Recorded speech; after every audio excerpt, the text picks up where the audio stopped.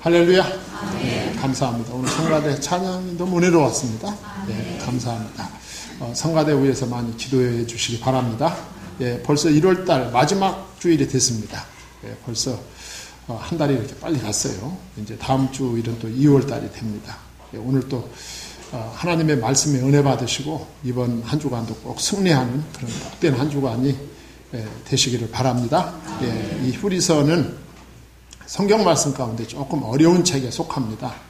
뭐 갈라디아서나 또 이 히브리서나 이런 그 성경은 교리적인 내용이 굉장히 강하기 때문에 이렇게 대중 앞에 설교하는 본문으로서는 상당히 좀 그 설교자로 하여금 고민하게 하는 본문이 바로 히브리서 이런 교리서신에 속한 책이라 봅니다. 그러나 우리가 우리의 육신도 그 음식을 골고루 먹어야 이렇게 건강하듯이 영적으로도 마찬가지입니다.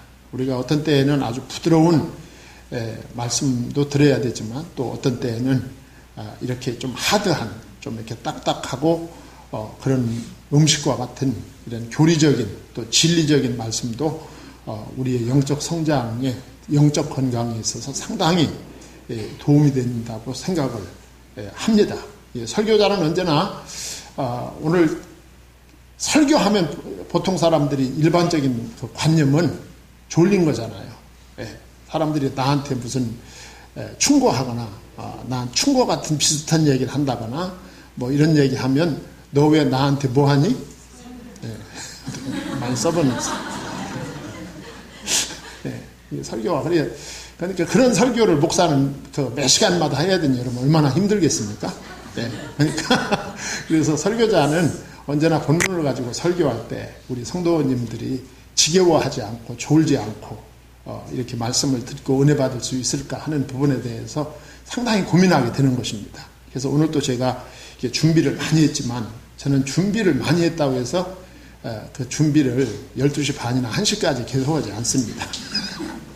그래서 준비를 많이 했지만 그 시간 범위 내에서 여러분들하고 오늘 은혜를 받도록 하겠습니다. 자, 오늘 본문에 보면 이제 새 언약의 중보자, 오늘 본문 15절에 나와 있는 말씀입니다. 이 새 언약의 중보자, 이 두 메시지가 나와요. 새 언약이 나오고 중보자가 나옵니다. 이 새 언약이 있는 거 보니까 헌언약도 있는 거죠. 구언약도 있는 거죠. 구언약은 이제도 본론에 가서 말씀드리겠지만 구언약은 구약 성경입니다. 새 언약은 예수 그리스도죠. 예수 그리스도고 신약 성경 새 언약입니다. 그런데 여기 보면 중보자가 나옵니다. 중보자. 이 중보자는 중간 역할을 하는 사람입니다. 중간 역할을 하는 사람이 굉장히 중요합니다. 이 사회에서도. 저는 이제 결혼 중매를 이렇게 여러 차례 해봤는데 성공은 딱 한 번 했습니다. 성공 한 번 했어요. 제가 해보니까 이 중매는 죄송합니다. 약간 뻥기가 있는 사람입니다. 미안해요. 내 이런 말 써서. 그다음에 중매 잘하는 분들이 그건 좀 괜찮은 뻥이에요, 사실은. 뻥도. 그래서 이제 그런 분들도 우리 사회는 참 필요하다 싶어요. 왜냐하면 저도 우리 집 사람하고 중매 결혼을 했거든요. 그래서 이제 중매는 양쪽을 이렇게 적당하게 이렇게 얘기를 해가지고 서로 이어주는 역할을, 중간 역할을 하죠. 이 중매자가. 저는 이제 그 전도사님 한 분을, 교육전도사님 한 분을 중매를 했는데 제가 직접 한 게 아니고 그 신부감을 저희 이제 장모님한테 부탁을 해가지고, 그것도 이제 중간에 또 소개를 받아가지고 소개를 해주는 이런 중매를 했는데 그 한 번 성공하고 그 나머지는 성공을 한 번도 못하고 아는 사람 중매하다 실패하니까 영원히 남되더라고. 그러니까 안 만나게 되더라고. 사람 안 만나요. 서로가 이제 이렇게 입장이 곤란하니까. 이게 결혼 중매가 그런 것입니다. 아주 잘하는 분들이 있어요. 결혼 중매를. 일생을 살아오면서 그렇게 이제 수십 건을 이렇게 중매를 해서 성사를 시키는 분들이 있습니다. 중간 역할을 하는 거죠. 또 여러분들이 이제 이사 가실 때 집을 사거나 전세를 얻거나 또 이렇게 할 때 중개인이 있습니다. 중개인. 그것도 이제 양쪽 모르는 사람들에게 이렇게 잘 설명을 해가지고 연결되게 만드는 역할을 하죠. 굉장히 중요하죠. 그것도. 우리가 이 중간에서 역할하는 분들이 없으면 이 사회가 돌아가질 않아요. 예. 그런 분들 역할이 상당히 중요합니다. 그런데 이게 이제 사회만 있는 게 아니라 한 가지만 더 이야기하면 이 중매자, 중간 역할을 하는 사람이 누구냐면 여러분 가정에서 이 특별히 이 아들들의 역할이 중간 역할, 중매 역할이에요. 예. 시어머니하고 자기 부인하고 중간에 서가지고 이 역할을 잘 하셔야 됩니다. 예. 이 역할을 잘못해가지고 집안이 어려워지는 경우가 한둘이 아니에요. 예. 남자들은 이 역할을 잘 하셔야 돼요. 잘 하셔야 돼요. 그러니까 여러분 여러분 결혼을 하면은 자기 이제 아내가 있습니다. 아내. 예. 이야기를 하니까 벌써 분위기가 싹 달라져요. 이 아내가 있어요. 자기 결혼해서 이제 아내가 있는데 되게 이제 아내가 우리 집으로 오지 않습니까? 근데 그 아내는 사실 자기 부모, 형제 다 버리고 나한테 온 거거든요. 사실은. 시집 온 거거든요. 그러니까 시집에서는 아내가 실제로 아는 사람은 남편밖에 없는 거예요. 실제로. 예. 그러니까 인간적으로 볼 때 굉장히 외로운 거죠. 예. 아내는. 그러니까 남편이 너무 좋아가지고 그 남편 하나 바라보고 자기 부모님과 형제를 어찌 보면 포기하고 온 거야, 다. 그거 포기 못하면 시집 못 오죠. 예. 그런데, 이 시집을 왔는데 보니까 이 남자가 이상하게 자기 변호를 안 해주는 거예요, 이 남자가. 자기 변호를 안 해주고 시집 식구들끼리 똘똘 뭉쳐가지고 나만 딱 외톨이로 만들어 놓은 거예요. 그 집에 살겠어요? 나 같으면 못 살아요. 그 집에서. 예. 나 같으면 그 집에서 어떻게 살아? 예. 그러면 이제 파탄 나는 거예요. 그래가지고. 그러니까 이 남자들이 진짜 가정을 화평하고 가정을 평화롭게 이끌기 위해서는 진짜 지혜로워야 됩니다. 지혜로운 중재자 역할을 잘해야 되는 거예요. 남자들이. 그러니까 이 중재자는 상대가 볼 때 저 사람은 내 편이라고 느낄 정도가 돼야 되는 거예요. 내가 이 시집 식구들이 다 마음에 안 들지만 우리 남편 때문에 내가 이 집에 산다. 요 정도가 돼야 된다니까. 그렇게 돼야 되는 거예요. 예. 그리고 시어머니 입장에서 볼 때는 우리 아들은 결혼했어도 우리 아들이구나. 이 정도, 이거 역할을, 이게 중간 역할. 그게 중재자 역할. 예. 그러니까, 여러분들 가정이 화평하려면, 남자들이 이 중간 역할을 잘 하셔야 돼요. 자기 아내가 볼 때에는 우리 남편은 언제든지 내 편이다. 예. 어머니가 볼 때에는 우리 아들은 언제든지 내 편이다. 요게 참, 예. 그게 참 절묘하죠. 줄 타고 가는 것 같으면. 예. 그 역할을 잘하셔야 돼요. 예. 그리고, 남자들은 중간 역할 잘하려면 자기 아내는 하나밖에 없잖아요. 우리 집안에서. 딴 데서 왔잖아요. 성도 다르고, 혈액형도 다르고, 다 다르잖아요. 예. 그러니까 힘을 실어줘야 돼요. 그러니까 이제 내일 모레 설이 돌아오는데, 그때 시골 가서 부모님한테 용돈 드릴 때도 지가 주지 말고 부인을 시켜서 드려야 돼요. 부인을 시켜서. 당신이 줘라. 당신이 드려라. 그러면 언제든지 이 돈이라는 건 주는 사람에게 관심이 쏠리게 돼 있어요. 네. 그래서 부모가 내 아내한테 고맙다 이 소리가 나오도록 만들어주면 그 아내는 자기 남편에게 죽도록 충성하게 돼 있어요. 예. 그러면서 가정이 편안해지는 거죠. 이 중간 역할이 이렇게 중요한 거죠. 예. 그런데 이게 이제 서투른 사람은 이 중간 역할을 못 해가지고 가정이 불편하고 언제나 한쪽 편에 스트레스 받게 만들고 그렇게 된단 말이에요. 그건 중간 역할 잘 못하는 거죠. 인간은 부족하기 때문에 이 중간 역할 하는데 정말 하나님한테 기도 많이 하셔야 돼요. 예. 힘 주시고 지혜 달라고. 또 성경에 보면 성경에도 중간 역할 잘한 사람이 나와요. 제가 신약 성경에 보면 중간 역할을 잘한 사람이 누구냐면 바나바입니다. 예. 바나바가 이 중간 역할을 잘했어요. 여러분 사도 바울은 그 예수 믿는 사람을 너무너무 싫어하던 사람이죠. 예. 교회를 너무 싫어하던 사람이 이 사도 바울 예수 믿기 이전입니다.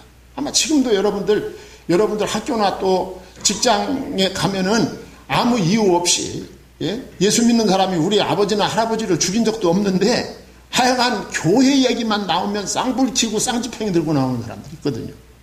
그 사울이 그런 사람이거든. 그 이 사울은 뭐 그 정도가 아니라 이 사울은 예수 믿는 사람을 하여간 뭐 잡아서 투옥시키고 처형하고 뭐 이 정도까지였거든요. 보통이 아니었거든요. 그러니까 스데반이 순교를 당할 때 그 자리에 누가 있었어요? 사울이 있었어요. 예. 스데반을 돌로 쳐 죽일 때 그 자리에 사울이 있을 정도로 이 기독교에 대해서 복음에 대해서 이 사울이 엄청난 거부 반응을 가지고 있었던 사람이죠.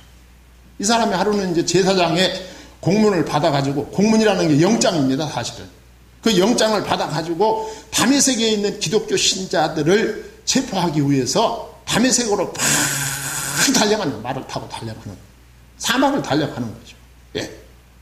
달려가다가 그 정오의 사막 한 복판에서 햇빛보다 더 강렬한 불을 받게 되죠, 거기서. 눈이 멀고 말에서 떨어지고 거의 초죽음이 되고, 예. 제가 여러분들 드라마틱하게 들으라고 약간 각색을 했어요. 예. 거의 초죽음이 됐어요. 초죽음이. 그때 음성이 들리는 거예요, 바울한테. 사울아, 사울아, 부릅니다. 다 죽어가면서 신라 같은 음성에 응답을 합니다. 주여 당신이 누구십니까? 그랬어요. 나는 내가 핍박하는 예수다. 그랬어요. 여기서 뒤집어지는 거예요. 여기서. 이 사울은 지금까지 예수님의 제자들이 말하는 그 모든 내용이 다 말조된 것이라고 생각합니다. 예수님이 하나님의 아들이라는 거, 예수님이 죽은 자 가운데서 부활하셨다는 거, 승천하셨다는 거, 예수가 그리스도라는 거, 이게 전부 만들어서 퍼뜨린 거짓말이다. 그렇게 생각한 거예요. 네. 그런데 그 예수를 다메섹 도상에서 만난 거예요. 네. 이게 얼마나 이게 참 청천벼락 같은 일입니까? 네. 만나고 뒤집어진 것입니다. 거기서. 그래가지고 예수 믿는 사람을 핍박하고 잡아 죽이러 가던 사람이 하루아침에 전도자로 바뀌어버렸어요. 네. 여러분, 이게 감사하긴 한데 이게 믿어집니까? 참. 여러분, 어제 저녁까지 막 교회를 핍박하던 사람이, 응? 오늘 아침에 나와가지고 식구단지 앞에서 전도지 들고 전도하면 여러분 오늘 아침에 교회 오다 그 사람 보면 여러분 믿겠어요? 네. 아니, 저 사람이 미쳤나? 아무도 믿질 않는 거예요, 바울을. 네. 저 사람이 그러니까 무슨 수를 쓴다고 생각하는 거예요, 수를 쓴다. 네. 아무도 믿지 않을 때 누가 나타났어요? 바나바가 나타난 거예요. 네. 바나바가 나타나서 예수님의 제자들에게 이 바울이 이렇게 변화된 내용을 잘 설명해가지고 받아들이도록 만들었어요. 받아들이도록. 이게 중간 역할이에요. 예. 그래서 제가 여러분들한테 설교할 때마다 이 언약에 대해서 얼마나 말을 많이 합니까? 이 언약, 이 약속이라는 것은 언제나 상대가 있는 거죠. 상대가. 혼자 하는 것이 아니죠. 예. 양자 사이에서 이루어지는 계약이 바로 언약입니다. 예. 그래서 하나님께서는 사람과 언약을 세우셨다. 예. 언약을 세우셨는데 구 언약, 옛 언약이 율법입니다. 예. 옛 언약이 율법이야. 너희들이 이 율법을 지켜라. 예. 너희들이 율법을 지키면 복을 받게 될 것이다. 하나님이 율법, 옛 언약을 주셨어요. 예. 그런데 옛 언약을 받은 이 사람들이 그 율법을 다 지킬 수가 없는 거예요. 사람은 여러분 부족하기 때문에 법을 다 지킬 수가 없는 거예요. 예. 율법을 다 지킬 수가 없어요. 그런데 이 법이라고 하는 것은 100개 중에 하나만 어겨도 범법자가 되는 거예요. 감옥에 들어가는 사람이 대한민국 헌법 126조를 다 범해가지고 감옥에 들어가는 거 아닙니다, 여러분. 예. 하나만 범해도 범법자가 되는 것이고 처벌을 받게 돼 있어요. 그 율법을 다 지킬 수가 있습니까? 완벽하게? 하나님이 첫 언약으로 율법을 주셨는데 율법을 가지고는 하나님과의 정상적인 관계를 맺을 수가 없는 거야. 왜냐하면 사람이 여전히 죄인인 거야, 율법으로 볼 때. 그런데 죄가 있는 상태로는 하나님을 만날 수가 없는 거죠. 왜냐하면 하나님은 완전하게 선하시고 완전하게 의로우신 분이기 때문에 죄인이 하나님을 만날 수가 없는 것입니다. 그래서 하나님이 방법을 쓰신 거야. 하나님이 방법을 쓰셨는데 그 방법이 새 언약의 중보자로 누구를 보냈어요? 당신의 아들 예수 그리스도를 보내신 거야. 예. 여기까지만 듣고 집에 가도 돼요, 사실은. 예. 그런데 우리 예배드리러 왔으니까 너무 일찍 가면 또 하나님 앞에 불성실한 게 되잖아요. 예. 제가 예수님이 그래서 오신 거예요. 그래서. 예. 그러니까 오늘 보세요. 이제 15절을 보시면 기가 막히죠. 이로 말미암아 그는 새 언약의 중보자이시니 이는 첫 언약 때에 범한 죄에서 속량하려고 주구사 부르심을 입은 자로 하여금 영원한 기업의 약속을 얻게 하려 하심이라 그랬어요. 예. 제가 22절까지 읽었는데 아마 어쩌면은 요 15절만 하면 시간이 되지 싶어요, 제 생각에. 예. 자, 제가 아까 서론에서 길게 말씀드렸듯이 이 중보자의 역할이 뭐냐? 중보자의 역할은 양자 사이에서 하나가 되게 만들어주는 것이 중보자의 역할입니다. 예. 연합이 되도록 만드는 거예요. 예.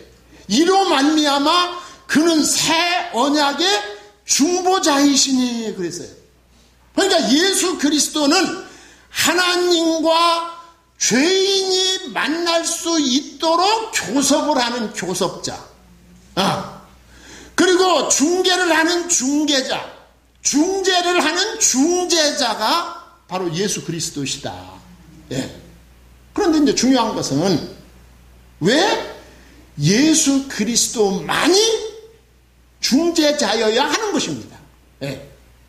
왜 예수 그리스도만이 하나님과 나 사이에서 중보자가 될 수 있는가 하는 거야. 그것은 쉽게 말하면 예수님 말고는 다 죄인이기 때문에 그렇습니다. 우리가 죄가 있는 상태로는 하나님을 만날 수 없어요. 그런데 다 죄가 있어요. 그래서 사도 바울은 로마서 3장 10절에서 의인은 없나니 하나도 없도다 그랬어요. 네. 이 세상에 죄 없는 사람 한 사람도 없어요. 다. 네. 우리가 겉으로 볼 때 아무리 고상해 보이고 아무리 학같이 보이고 아무리 그 눈이 사슴눈같이 맑아 보여도 다 죄인입니다. 네. 다 죄인이에요. 하나도 없어요. 모든 사람이 죄를 범하였음에 하나님의 영광에 이르지 못하더니 그랬어요.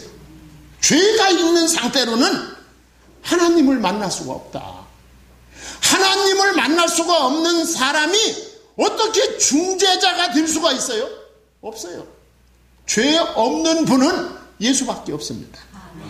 주 예수보다 더 귀한 것은 없네. 이 세상 부귀와 이 세상 명예와 이 세상 권세와 바꿀 수 없네. 1절, 2절, 3절을 한꺼번에 다 봅니다. 네. 바꿀 수가 없는 거예요. 그리스도만 의인이에요. 그리스도만. 예. 그러니까 그 예수 그리스도만이 죄인을 대신할 수 있는 거예요. 왜? 본인의 죄가 없으니까. 여러분과 저는 중보자가 될 수 없어요. 왜냐하면 내 문제가 있기 때문에 내 문제도 해결 못하는데 다른 사람의 문제를 해결해 줄 수가 없어요. 예. 중보자가 될 수 없어요. 하나님의 아들로 오신 예수 그리스도만이 죄가 없기 때문에 새 언약의 중보자가 될 수 있습니다. 그래서 그 예수님이 십자가에서 그 예수님만이 십자가에서 대속제물이 되셔서 우리의 죄와 저주와 사망을 속량할 수 있는 거야. 예수님만. 왜? 예수님만이 죄가 없기 때문에 그런 거예요. 예. 그 예수님의 십자가의 죽으심이 그래서 의미가 있는 거예요. 예. 예수 그리스도의 십자가의 죽으심은 여러분과 저 모든 사람을 위한 대신 대속의 죽으심이다. 이 사실이 믿어질 때 그 효력이 나한테 오는 것입니다. 할렐루야. 하나님이 그렇게 만들어 놓으셨어요. 하나님이. 예. 그리고 예수 그리스도의 죽으심은 지금 말씀드린 대로 희생제물로 죽으심이에요. 예. 희생제물로. 내가 죽을 것을 대신 죽었다 그 말이에요. 예수님이.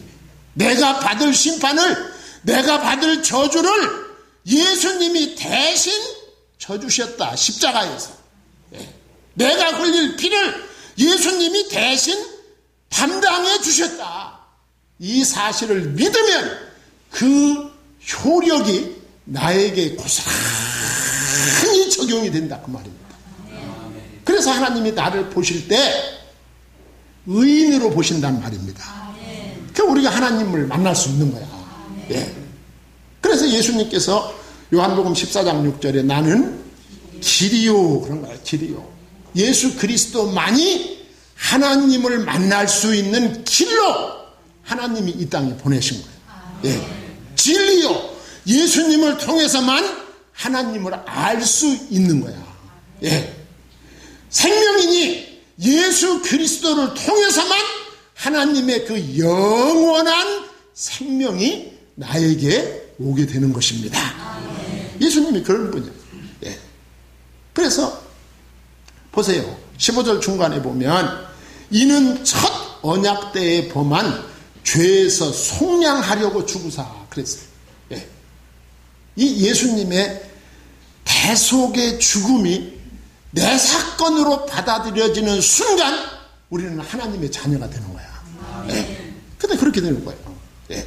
예수 그리스도는 첫 언약의 죄, 구약의 죄, 다시 말하면 율법적인 죄를 완전히 해결해 주시려고 이 땅에 오시고 십자가에서 죽으신 거예요.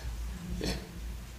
근데 목사님 그러면은 구약 성경에도 죄사함 받는 게 많이 있지 않습니까? 많이 있어요. 구약 성경에도 죄사함 받은 경우가 많습니다. 제가 몇 가지 사례를 들으면 여러분 이스라엘 백성들이 애굽에서 나와가지고 광야를 여행하게 되죠. 여행하다가 시내산 앞에서 하나님이 모세를 시내산에서 부르시죠. 예. 부르셔가지고 모세에게 시내산 위에서 하나님이 40일 동안을 모세와 하나님이 대면을 합니다. 예. 40일 동안. 거기 대면하면서 그 40일 안에 십계명, 그 40일 안에 또 성막을 건축할 수 있는 설계도 이걸 다 모세에게 하나님이 주시죠. 예. 그 모세는 그 시내산 꼭대기에서 하나님과 대면하고 있으니까 모세는 뭐 시간 가는 줄 몰랐겠죠. 거기서. 그런데 밑에서 이 기다리는 사람들이 난리가 난 거예요. 40일 동안. 예. 안 그러니까.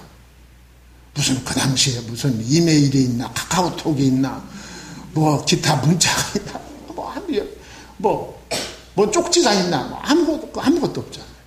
암만 기다려도 모세가 안 오는 거예요. 예. 아마 기다리지 못하는 거 금메달을 딴다면 아마 한국 사람이 그것도 금메달일 듯다.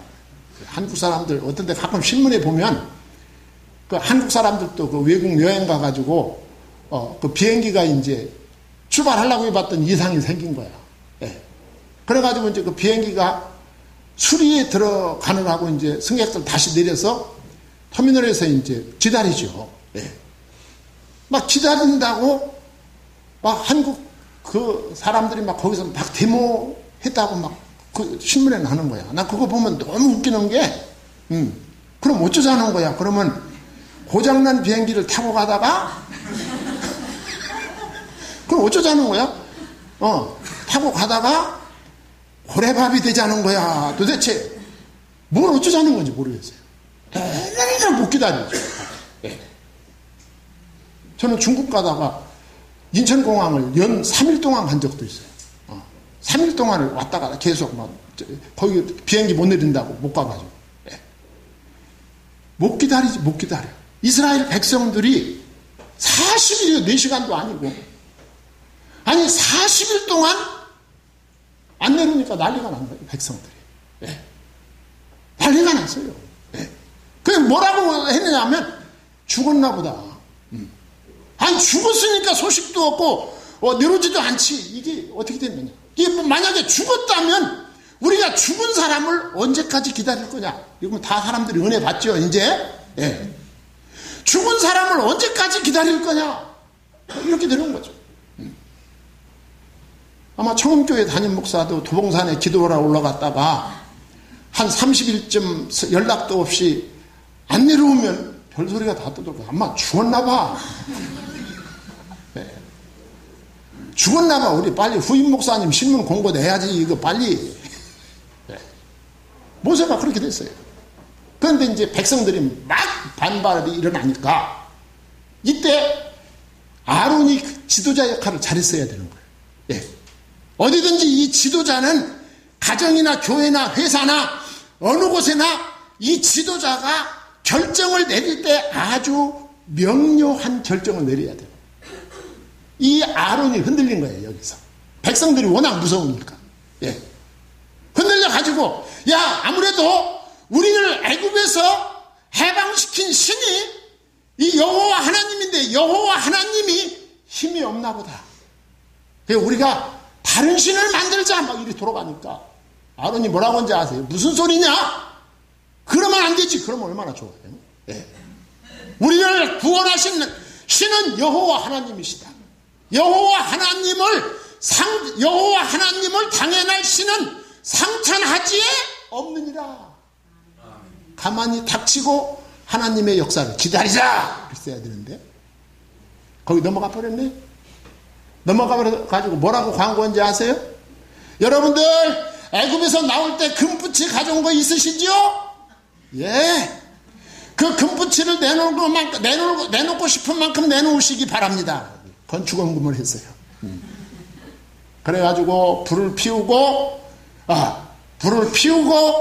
거기다가 이제 큰 틀을 만들고 그래가지고 거기서 금으로 우상의 형상을 만들었는데 그 우상의 형상 이름이 금송아지를 만들었어요. 예. 금송아지를 만들고 아론이 뭐라고 하는지 압니까? 이 신이 당신들을 애굽에서 이끌어낸 신입니다. 했어요. 모세가 이제 40일이 돼가지고 십계명 돌판을 들고 산 중턱쯤 내려왔는데 여러분 그 우상 숭배하는 사람들 소리가 이상하잖아요. 예.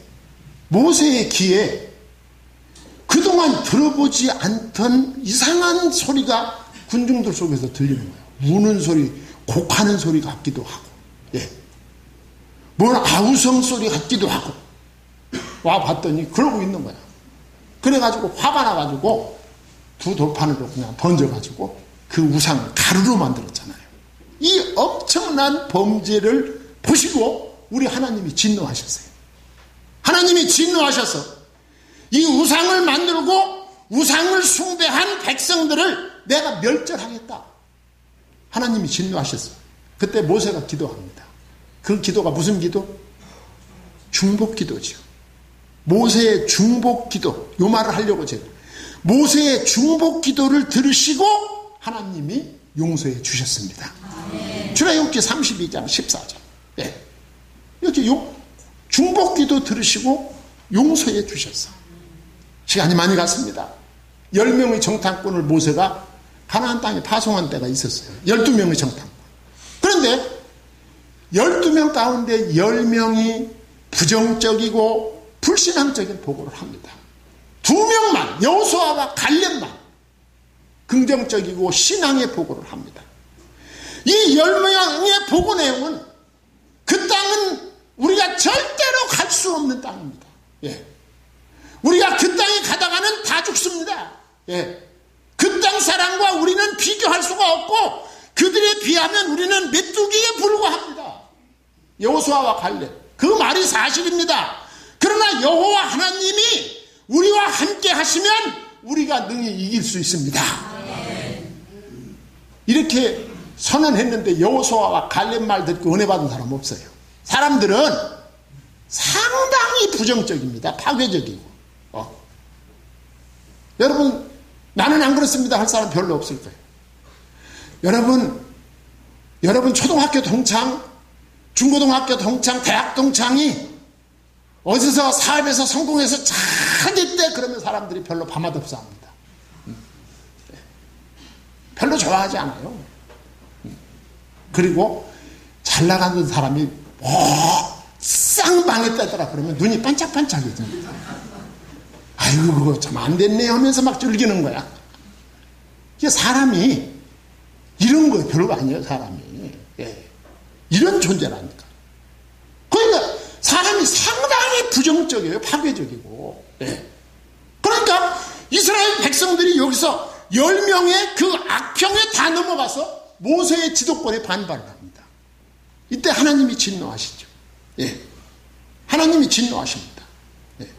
하나님이, 여러분 그 땅이 어떤 땅입니까? 약속의 땅입니다. 그 땅은 너희들이 들어가면 우리 하나님께서 그 땅을 너희에게 주리라고 약속을 하셨고 보장을 하셨어요. 그런데 못 간다는 것입니다. 10명은 안 된다는 거예요. 하나님이 진노하셨어요. 그 진노하신 하나님 앞에 민수기 14장에 보면 모세가 중보기도 합니다.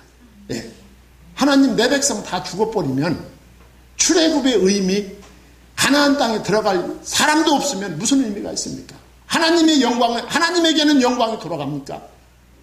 모세의 기도를 들으시고 하나님이 뭐라고 말씀하셨는지 압니까?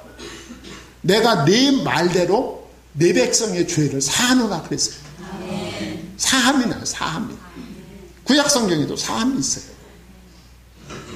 다윗이 우리아의 아내를 범했을 때도 똑같은 얘기예요.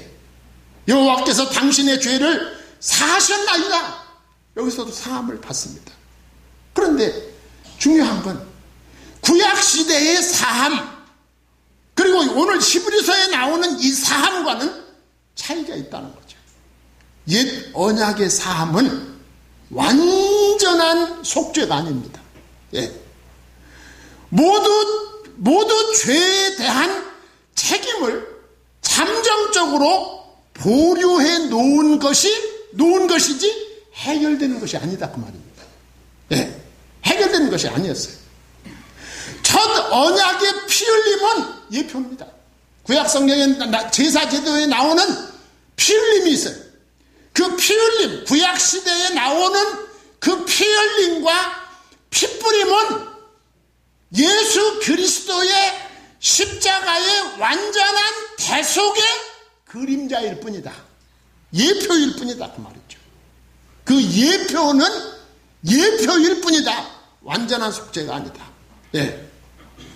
그때 미루어진 그 죄, 율법으로 정해진 그 죄를 해결하기 위해서 하나님의 아들 독생자 예수 그리스도가 이 땅에 오셨고 십자가에서 대속의 피 흘리심으로 완성하셨다 그 말이죠.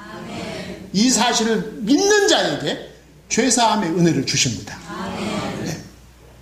그러면서 하나님의 15절 하반절에 보면 이 대속의 결과의 영광을 보여주고 있어요. 15절 하반절에 영원한 기업의 약속을 얻게 하려 함이라 그랬어요. 영원한 기업이 어디입니까? 하나님 나라예요. 하늘나라, 하나님 나라. 우리는 예수 그리스도의 십자가의 대속의 이 속량하심을 믿음으로 말미암아 죄사함 받고 하나님의 아들, 하나님의 딸로서 여러분의 신분이 바뀝니다. 그러면서 하늘의 그 영광스러운 기업을 여러분의 것으로 받을 수 있습니다. 이 믿음으로 승리하는 성도님들이 되기를 주의 이름으로 소망합니다.